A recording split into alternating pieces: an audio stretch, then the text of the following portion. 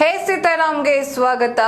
ನಾನು ನಿಧಿ ರಾಠೋಡ್. ಬಾಂಗ್ಲಾದೇಶದಲ್ಲಿ ಸಾರ್ವತ್ರಿಕ ಚುನಾವಣೆಗಳು ಮುಕ್ತಾಯಗೊಂಡಿದೆ. ಇನ್ನು 5ನೇ ಬಾರಿಗೆ ಸತತವಾಗಿ ಶೇಖ್ ಹಸೀನಾರವರು ಪ್ರಧಾನಿಯಾಗಿ ಆಯ್ಕೆಯಾಗಿದ್ದಾರೆ. ಅವರು ಪಾರ್ಟಿಯಿಂದ ಒಟ್ಟು 300 ಕ್ಷೇತ್ರಗಳಲ್ಲಿ 264 ಸ್ಥಾನಗಳಿಗಾಗಿ ಅಭ್ಯರ್ಥಿಗಳನ್ನ ನಿಲ್ಲಿಸಲಾಗಿತ್ತು. ಈ 264 ಸ್ಥಾನಗಳಲ್ಲಿ 204 ಸ್ಥಾನಗಳನ್ನ ಗೆಲ್ಲುವ ಮೂಲಕ ಭರ್ಜರಿ ಜಯವನ್ನ ಗಳಿಸಿದ್ದಾರೆ. ಹಾಗಾದ್ರೆ ಶೇಖ್ ಹಸೀನಾರವರು ಕೆಲಸ ಮಾಡುವಂತಹ ಪಾರ್ಟಿ ಯಾವುದು? ಅಲ್ಲಿ 204 ಸ್ಥಾನಗಳನ್ನ ಗೆದ್ದಿದ್ದಾರೆ. ಅದರಲ್ಲೂ ಸತತವಾಗಿ 5ನೇ ಬಾರಿಗೆ ಅವರು ಪ್ರಧಾನಿಯಾಗಿದ್ದಾರೆ ಅಂತ ಅಂದ್ರೆ ಅವರ ಪ್ರಭಾವ ಯಾವ ಮಟ್ಟಕ್ಕಿದೆ? ಇನ್ನು ಪ್ರತಿಪಕ್ಷಗಳು ಅಲ್ಲಿ ಇಲ್ವೇ ಇಲ್ವಾ?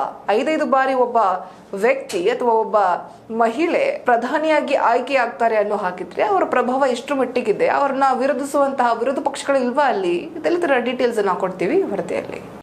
ಬಾಂಗ್ಲಾದೇಶದಲ್ಲಿ ನಡೆದ ಸಾರ್ವತ್ರಿಕ ಚುನಾವಣೆಯಲ್ಲಿ ಪ್ರಧಾನಿ ಶೇಖ್ ಹಸೀನಾ ಅವರು ಭರ್ಜರಿ ಜಯ ಗಳಿಸಿದ್ದಾರೆ.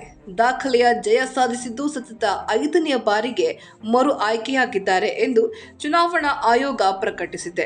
ಈ ಬೆನ್ನಲ್ಲೇ ಪ್ರತಿಪಕ್ಷಗಳು ಈ ಚುನಾವಣೆಯನ್ನ ಬಹಿಷ್ಕರಿಸಿದ್ದು ವಿರೋಧ ಪಕ್ಷಗಳನ್ನ ಉಗ್ರಗಾಮಿ ಸಂಘಟನೆ ಎಂದು ಪ್ರಧಾನಿ ಟೀಕಿಸಿದ್ದಾರೆ. ಒಟ್ಟು 300 ಸ್ಥಾನಗಳಿಗೆ ನಡೆದ ಚುನಾವಣೆಯಲ್ಲಿ ಅವಾಮಿ ಲೀಗ್ ನೇತೃತ್ವದ ಪಕ್ಷವು ಸುಮಾರು 204 ಸ್ಥಾನಗಳನ್ನು ಗೆದ್ದುಕೊಂಡಿದೆ ಎಂದು ಚುನಾವಣಾ ಆಯೋಗ ಪ್ರಕಟಿಸಿದೆ. ಜೊತೆಗೆ ಮಿತ್ರ ಪಕ್ಷವಾದ ಜಾತೀಯ ಪಕ್ಷವು 9 ಸ್ಥಾನಗಳನ್ನ ಗೆದ್ದುಕೊಂಡಿದೆ ಎಂದು ತಿಳಿದು ಬಂದಿದೆ. ಇನ್ನು ಬಹುತೇಕ ಕ್ಷೇತ್ರಗಳಲ್ಲಿ ಆಡಳಿತ ಪಕ್ಷಕ್ಕೆ ಎದುರಾಳಿಗಳೇ ಇರಲಿಲ್ಲ. ಆದರೆ ಶಾಸಕ ಸಭೆಗೆ ಏಕಪಕ್ಷದ ಸಂಸ್ಥೆ ಎಂಬ ಹಣೆಪಟ್ಟಿ ಬರಬಹುದು ಎಂಬ ಕಾರಣಕ್ಕೆ ಕೆಲ ಕ್ಷೇತ್ರಗಳಲ್ಲಿ ಅಭ್ಯರ್ಥಿಗಳನ್ನೇ ಕಣಕ್ಕಿಳಿಸಿರಲಿಲ್ಲ.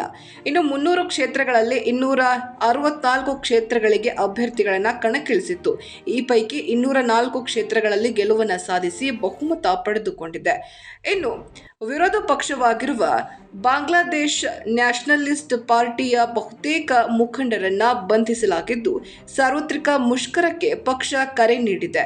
ಇನ್ನು ಇತರ ವಿರೋಧ ಪಕ್ಷಗಳು ಈ ಚುನಾವಣೆಯನ್ನ ಬಹಿಷ್ಕರಿಸಿದ್ವು.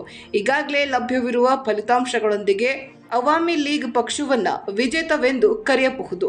ಆದರೆ ಉಳಿದ ಕ್ಷೇತ್ರಗಳ ಮತ ಎಣಿಕೆ ಮುಗಿದ ನಂತರ ಅಂತಿಮವಾಗಿ ಘೋಷಣೆ ಮಾಡಲಾಗುತ್ತದೆ ಎಂದು ಚುನಾವಣಾ ಆಯೋಗದ ವಕ್ತಾರರು ತಿಳಿಸಿದ್ದಾರೆ. ಹಾಲಿ ಪ್ರಧಾನಿ ಹಸೀನಾ ಪ್ರತಿಸ್ಪರ್ಧಿ ನಿಜಾಮುದ್ದೀನ್ ಲಷ್ಕರ್ ವಿರುದ್ಧ 2,49,965 ಮತಗಳನ್ನು ಪಡೆದುಕೊಂಡಿದ್ದಾರೆ. ನಿಜಾಮುದ್ದೀನ್ ಕೇವಲ 469 ಮತಗಳನ್ನು ಪಡೆಯುವ ಮೂಲಕ ಠೇವಣಿಯನ್ನ ಕಳೆದುಕೊಂಡರು.